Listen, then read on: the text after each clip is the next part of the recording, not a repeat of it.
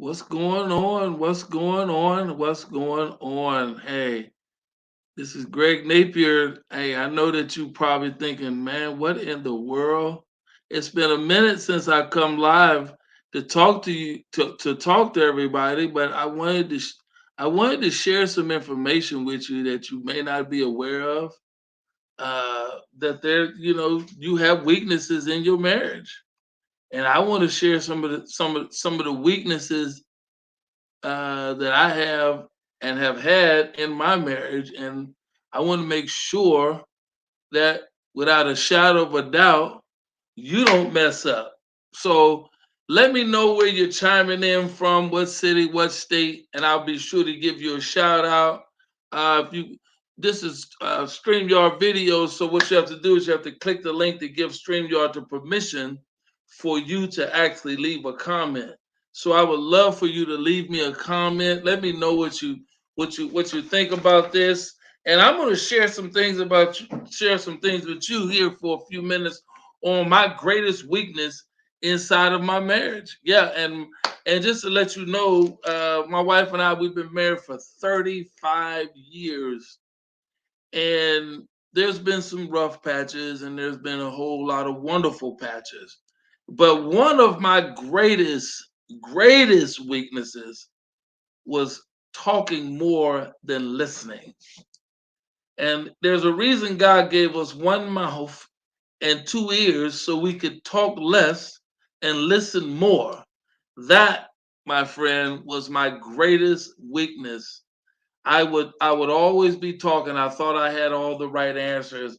I would always be speaking out of turn. I was young, I'll hold it to this. Like, I was so young. I was 30 years old when I first got married, and Carolyn was about 36, I believe, 30 somewhere. Carolyn's 8 years. No, she was close to 37, somewhere around there. And so I was just a young cat that thought I knew everything. And I'm gonna tell you right now, once I learned, and this took a lot of trial and error. I mean, when I say trial and error, I want to help somebody here because I was in trouble. All I know is that I thought I had all the right answers. Again, let me know where you're chiming in from, if you're watching the replay or you're watching the recording, because I definitely want to help somebody. There's somebody out there that's either currently married right now or they're about to get married. And marriage is a beautiful thing. It's a wonderful institution. I wouldn't trade it for nothing in the world. I had no idea what I was doing. What I did know is that I wanted to be married, and Carolyn was the person that I chose to be married to. So I was like, okay, cool, let's do this thing. So I was, trying to learn myself on top of trying to learn her, and I made a lot of mistakes. That's and that's why I said I wanted to come out and share this, because there's going to be some times when you're going to be running your mouth. You're going to be saying things you ain't had no business doing. And all that too, saying things you had no business saying, and it's going to cause a whole lot of friction. Especially when you get two strong-willed individuals. Carolyn's a strong-willed individual. I'm a strong-willed individual, and a lot of times we ended up doing this, banging heads. And so she had a lot of upsides. I, of course, had a lot of upsides too, but one of my greatest weaknesses was that I was running my mouth too much. Always trying to be the Mr. Know It All. Every time, here's the deal: if Curlin would say zig, I would say zag. If she would say yang, I would say yang. Yang, we just kept going back. I don't even know how we even made it. It's only probably because of the grace of God that we made it this far. Because I was just a complete fool. I'm going to be 100% transparent. That's why I got this ticker going down. Learn to live your life out loud. I was living my life out loud. I remember times when I would be so loud and rambunctious. I couldn't understand why in the world she would even want to be bothered with me. She must have saw some qualities in me that I didn't even see in myself. But here's the deal: I saw a lot of qualities in Carolyn. I mean, I wanted Carolyn from day one. I was like, "Woo, look at her! She has all the attributes." And I was thinking out loud. I was like, okay, she's tall, she's dark, she's beautiful, she's smart. Uh, and I'll talk about that in some other videos going forward. But today I just want to talk to you about what my greatest weakness was in my marriage. And again, my greatest weakness was the fact that I ran my mouth too much. I talked too much. I can remember times when we would be going places and I just always had to be the life of the party. I always had to be talking all the time, just blah, blah, blah, blah, blah. And a lot of times I wasn't talking about nothing. And that was during the years, and I'm going to be 100% transparent right here because it's going to help somebody. This is during the years when I was doing a lot of drinking and a lot of smoking weed. But Curlin didn't know that I smoked weed. I hid that, and that was part of it. That was another part of my weakness, that I lived a life of deceit and deception. But I overcame that, and as time went on I got better, and I've been clean now for 27 years. So I'm sharing all this to let you know that you can get help. You don't have to be the life of the party. You don't have to be the person out there thinking, well, I always gotta be running my mouth. That was me. I always thought, man, I gotta talk all the time. You know, what are they gonna think if I don't say? And plus, where I come from, coming from the hood, I thought in my mind I didn't came up. I got this. I'm going with this chick, and at that time she was the supervisor of employment and placement, and she had been working at the postal service for a long time. And I was like, man, I done married up. So I was excited. And I was sharing that all the time. I was sharing that everywhere I went. Every time I got a chance, I was sharing it. I was like, man. So what happened was I ended up talking too much, too much. And it was actually almost about to ruin the relationship. And if you can relate to that, let me know in the comments. Just give me a thumbs up, give me a heart. Share this out with your friends, your family, whoever you think could get some value from this. Because I know for a fact that my friend, was a very bad weakness. But as time has gone on, and we've been married, like I said at the beginning of the broadcast, we've been married for 35 years. Now I've learned and mastered the art of keeping my mouth shut, only speaking when I'm spoken to, answering the question and not elaborating. See, I had a tendency to keep going on. Once somebody said something, I was in. I was going in. And next thing you know, I'm all over the place. I'm talking about this, I'm talking about that. And they not getting a word in inchwise. And some of y'all laughing probably right now saying, man, I can relate to that. And I'm like, yeah, I was that guy. I was that guy. I wanna help somebody out there, because I know somebody is probably looking at this, or going to be looking at it later and saying, you know what, I can relate to that Greg guy. Hmm. Yeah, yeah, because I was that guy. I was like, man, I just and don't let me get a couple joints up under my belt, and some beer or some wine or whatever the case may be, and then I just went, boom, and that caused a lot of stink between Carol and I, because we started arguing, and then next thing you know, we going back and forth with each other, and this was during the dating stages, and then later on we got married, and like I said again, I got married at a very young age, and I was like, man. So I'm going to tell you the key to all this is that understand that the person that you chose to be your significant other, whether and that person, you chose them for a reason. So start listening to them. Start becoming a better listener. Now I'm a better listener. I listen, I sit, I listen, I evaluate the situation. Then I come in, and what I've learned to do, which is so profound, is that when I'm listening to my wife, I'm listening with an open mind and an open ear and an open heart.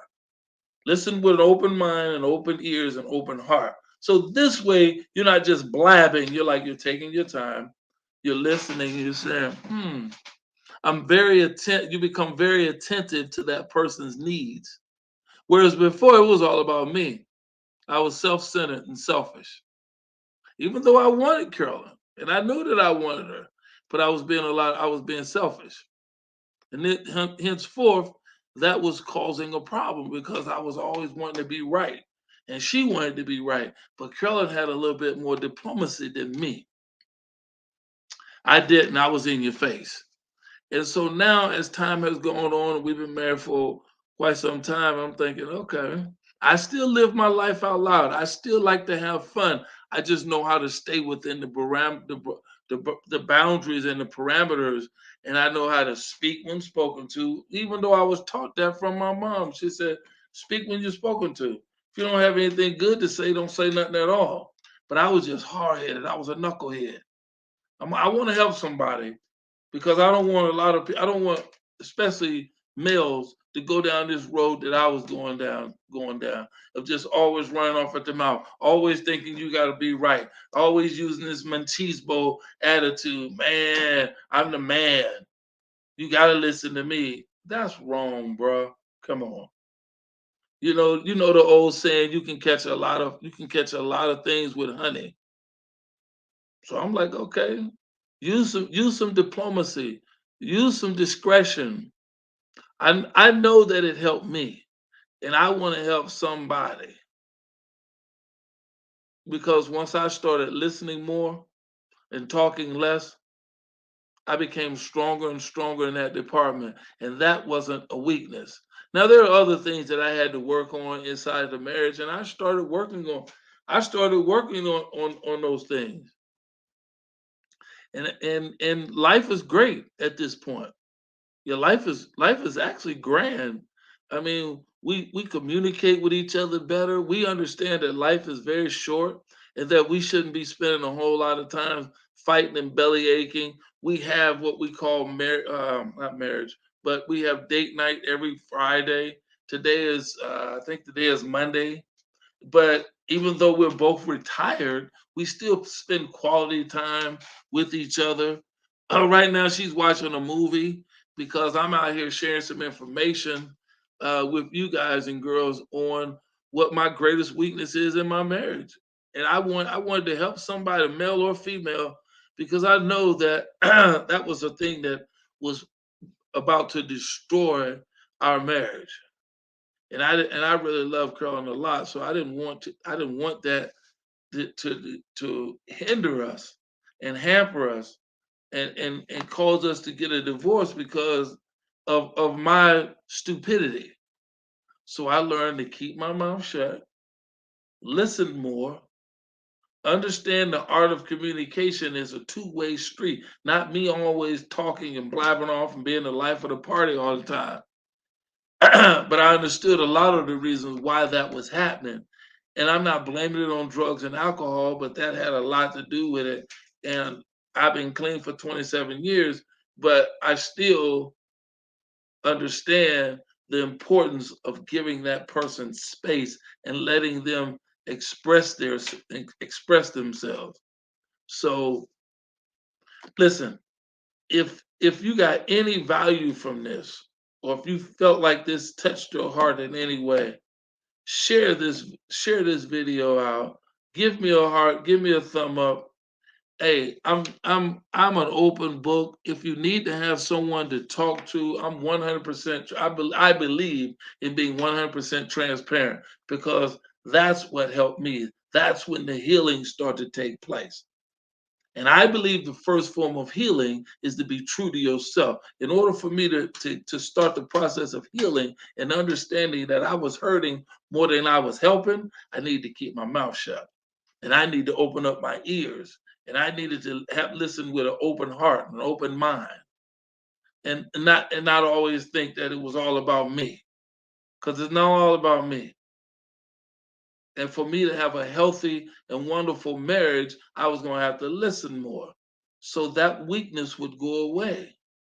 And then I would have a strong marriage and a strong relationship with my wife, and the communication would be great. So now we still have differences of opinion on different things, but one thing we don't do is we don't argue about that foolishness. What I do is I just sit back and listen and say, okay, okay, take your time, breathe. Because there's going to be some times in your relationship that you're not going to like what that person says. You're not going to like what they do. You're not going to like their choice. But what you have to do is say, okay, I chose them for a reason. Now, I chose Carolyn for a reason because the Bible says he who chooses a wife chooses a good thing. So I was like, okay, cool. I love Carolyn. I want to be with Carolyn for the rest of my life, the good, bad, and the ugly, or whatever.